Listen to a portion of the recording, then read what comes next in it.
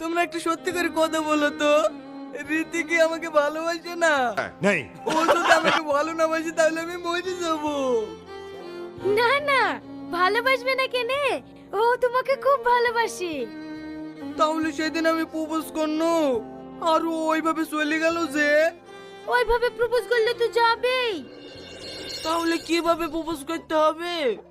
গায়ে ব্লেজার পরি, চোখে চশমা দি, হাতে ফুল দিয়ে হীরার মতো প্রপোজ করতে হবে, তবেই না অ্যাকসেপ্ট করবে।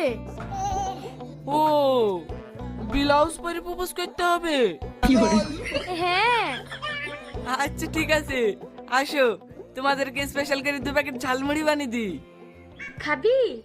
ফ্রিতে পেলে খাবো না কেনে? চ।